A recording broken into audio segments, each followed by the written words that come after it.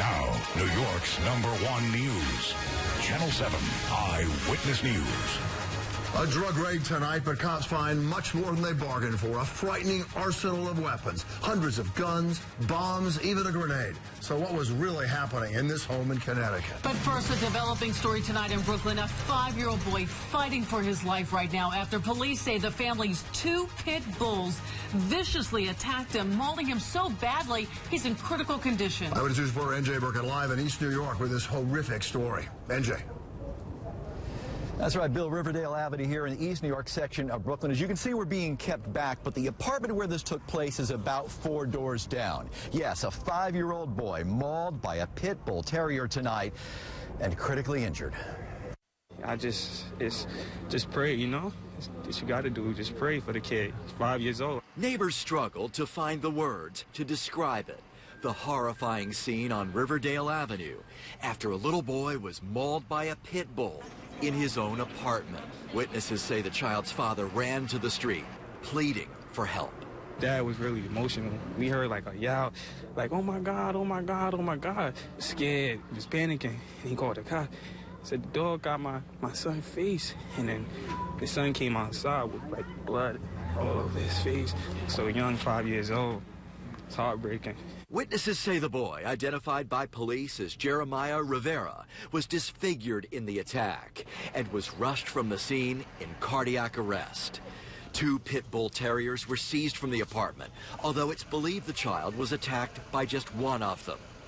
The child's uncle tells Eyewitness News that the dogs have lived with the family since late last year without incident, until tonight.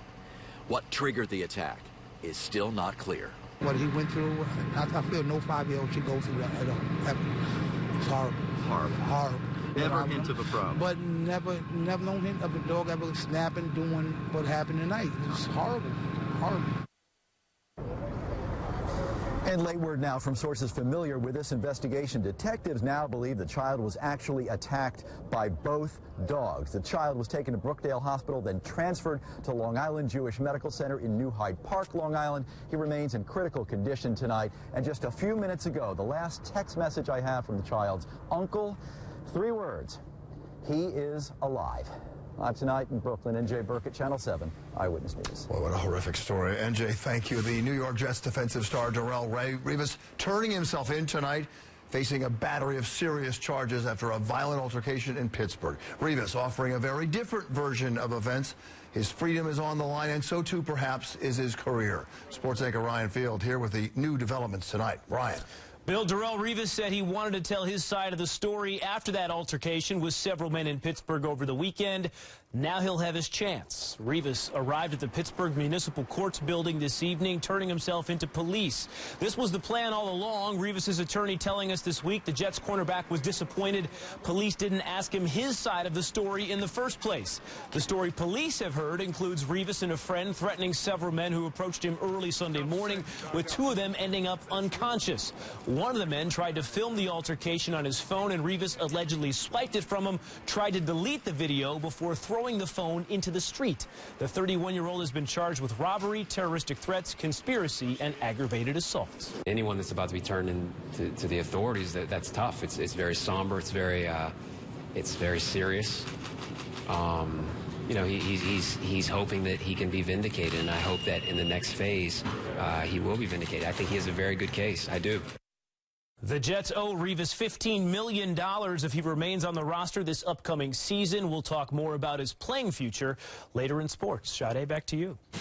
President Trump trying to turn the focus away from a week rife with setbacks, getting back to what helped get him elected, talking about jobs. The president toured a Boeing plant in South Carolina where the company unveiled its new Dreamliner aircraft. But it didn't take long for Mr. Trump to take to social media, firing off angry and defensive tweets about the so-called fake media. Meanwhile, tonight, Trump arrived in Florida to spend the holiday weekend at Mar-a-Lago. He will also hold a big rally tomorrow in Central Florida. And the White House is denying that it plans to use the National Guard to round up undocumented immigrants. An 11-page Homeland Security memo obtained by the Associated Press called for mobilizing up to 100,000 troops in 11 states. But Trump administration officials say the idea was rejected. Still, some critics say this proposal proposal gives worrying insight into an overly aggressive approach to immigration. And we are learning more about the 41 undocumented immigrants rounded up by immigration officials in the New York City area last week. The ICE says all but 3 had criminal convictions ranging from DUI to rape and robbery. They all originally come from Latin America and the Caribbean. Officials stress the arrests were in the works before President Trump's inauguration. And we have posted details of those 41 arrests at ABC7NY and on our news app.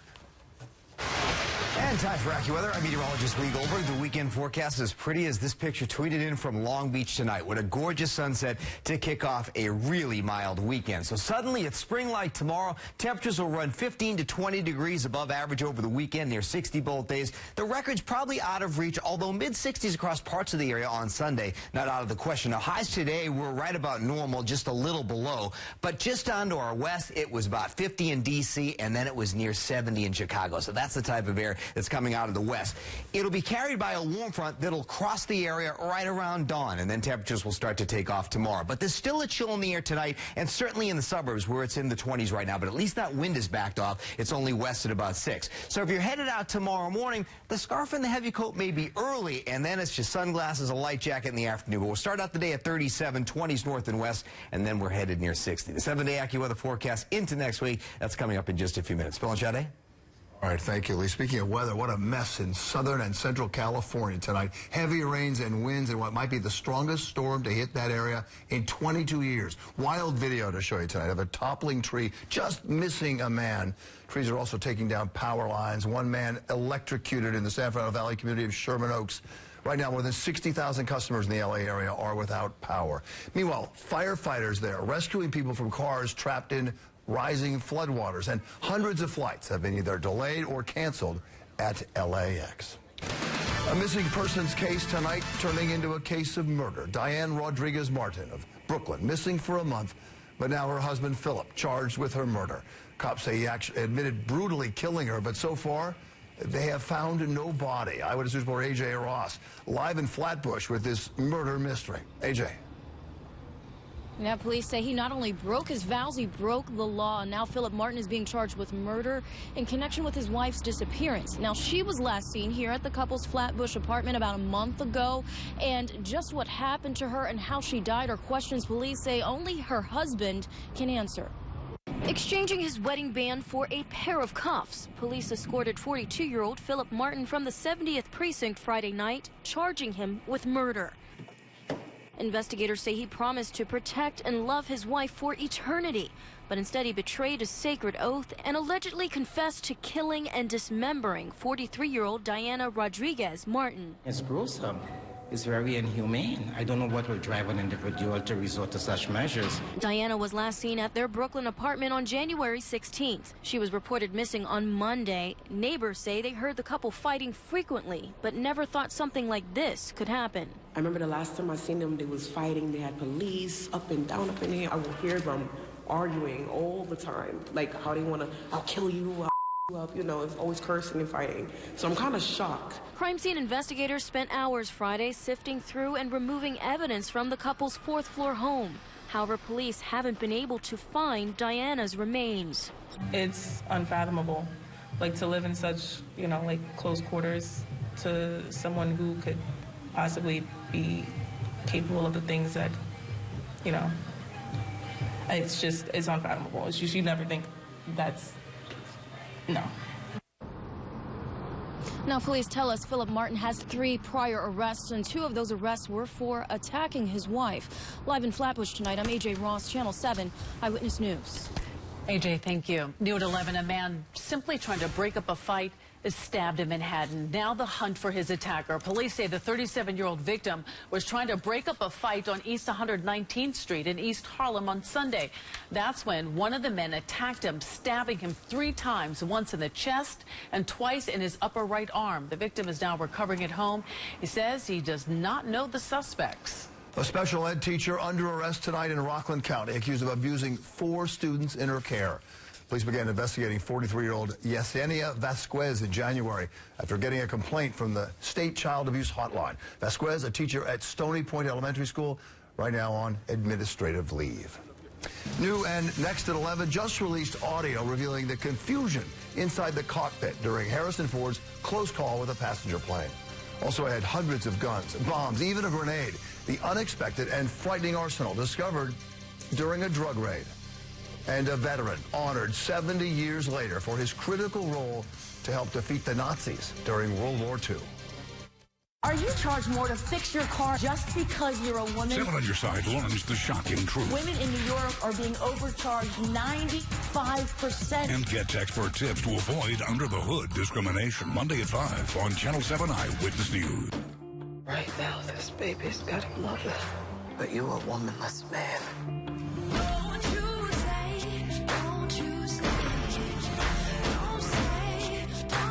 What you ever give me? Them feet, them bones, that pumping heart. Rated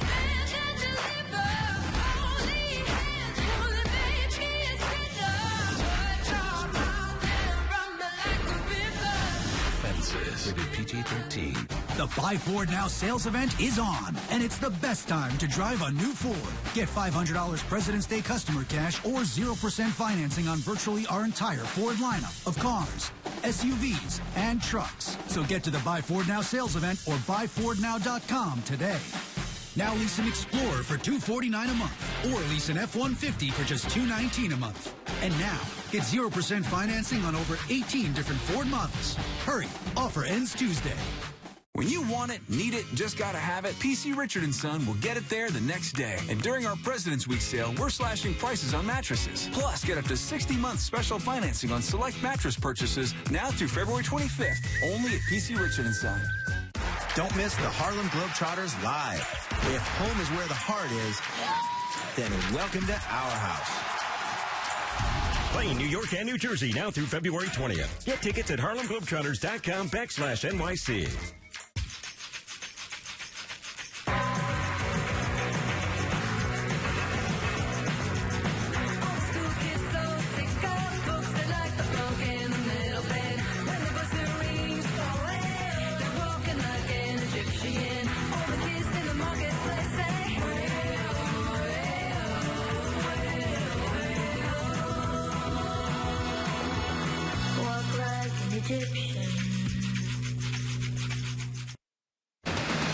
And we have new information tonight about a drug raid that turned into an alarming weapons bust. Investigators say they found a disturbing arsenal of guns, bombs, and even a grenade inside a home in Connecticut. Eyewitness News reporter Stefan Kim is in Stamford tonight with the story.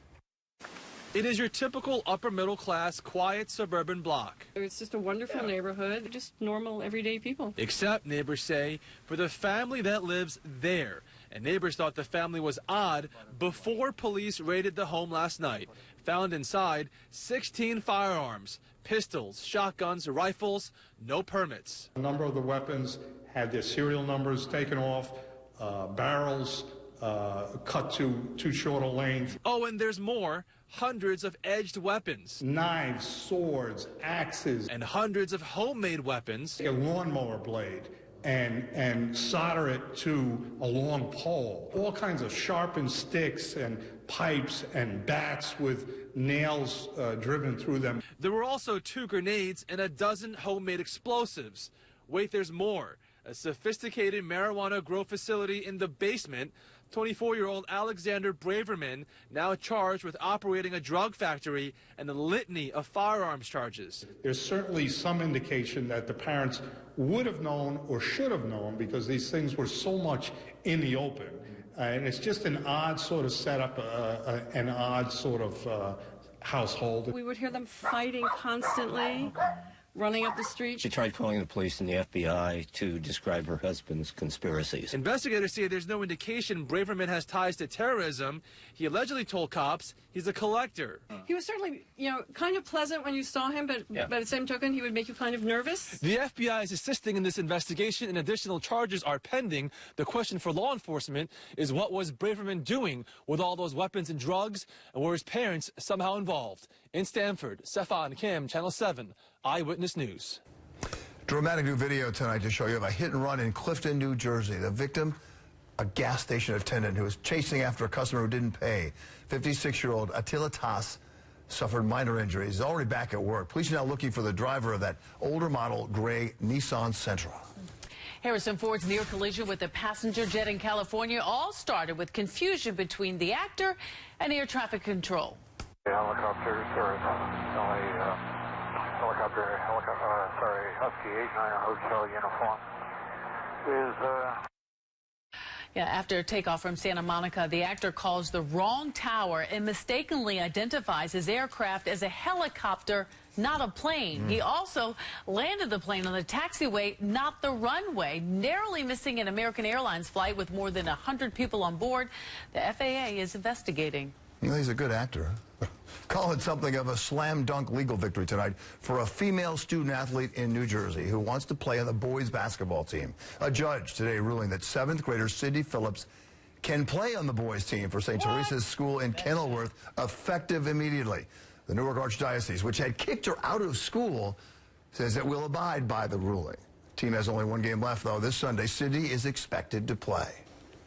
All right, go get him, Sydney. I'm meteorologist Lee Goldberg. Time for AccuWeather. Nice night tonight. It's not as cold. I mean, there's still a chill in the air, but the wind is light. Times Square hopping on a Friday night here. Temperature right now at 38. West wind has backed off. The high today just shy of our average of 42 degrees. There are your sunrise and sunset times. Now, of course, no snowfall today, but 14 years ago, President's Day weekend was a lot different. How about nearly 20 inches of snow in New York City? This is what it looked like. It was the 8th biggest snowstorm in New York City history. We had 25 inches at JFK. It was snowing at 2 inches an hour, and parts of West Virginia had 40 inches of snow. It was snowing in the teens, made it very difficult to remove. Well, it's a totally different story now. Now, we're cold enough right now for some snow. We got clear sky. It's all about a warm-up as we go into this weekend. Certainly a chill tomorrow morning with the light winds and clear skies, and I think you'll really notice how comfortable it feels starting about late morning on. Sunshine, patchy clouds, and near 60 during the afternoon hours. Couple high clouds right now. We're waiting for that warm front to come through, and that'll be toward daybreak, and that will unleash and uncork all this mild air. Now, there's a little disturbance down on the Gulf Coast that we'll have to watch into the weekend. It skirts well to our south, but its cloud shield is kind of fanning northward, so I think by Sunday morning there is a little bit of cloudiness early, but that should leave the scene pretty quickly, allowing for the sun to go to work and southwest breezes. Speaking of the southwest winds, that's the wind shift by tomorrow morning, so while we start out chilly, those winds will go to work and will pop up to near 60 during the afternoon hours. Now, Sunday's a little bit different. We'll have a really high launching pad. Start out the day, you know, higher than our normal highs, 47 degrees. But the wind is already switching to the northwest. The only difference that'll make in the afternoon hours is that the northern suburbs will probably stop in the 50s because cooler air is coming in upstate where it's only going to be in the 40s up here. But out ahead of that front, I think we can go low and middle 60s, especially south and west of New York City. So a mild day for all, just a little cooler to the north. So the weekend warm-up is on. Little patchy cloudiness early Sunday. Chilly air is waiting till Monday to come in. And when I say chilly, it's just back into the upper 40s. But it's 60s south and west on Sunday. Tomorrow morning, again, still chilly out the door, partly cloudy. Southwest wind is light, and then up to near 60 in the afternoon, much warmer and just a nice southwest breeze. Tomorrow night's a nice night. Mild for February, 45 degrees. Here's your 7 days. So you've got your 60-degree days coming up the next couple of days. Yes, we back it off on President's Day, but it's sunny, and it's still near 50. By Tuesday, about 46. On Wednesday, maybe the chance of a couple of morning showers doesn't look very heavy. I actually bumped that temperature up to 53. We're back to 60 by Thursday of next week. Clouded over on Friday. Next significant rain would probably be in about a week's time, maybe Saturday. Then the chilly air comes back for the last couple of days of February into early March. There's still an opportunity for snow in that one. Okay. Amy and Jeff will pick it up from here over the I'm just weekend. going to enjoy this pocket. Oh, it's nice. A winter timeout. Get out and enjoy it. Yep. All right, thanks, Lee. So if you play your numbers right, your weekend could be extra special besides the warm weather. The Powerball jackpot for tomorrow night's drawing is an estimated $349 million. That's a take-home cash option of $213 million.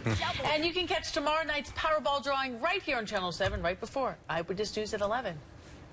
And up next, students told to stay home, a warning about a fake school district Twitter account. Plus, an honor decades in the making, the critical role this veteran played in defeating the Nazis in World War II.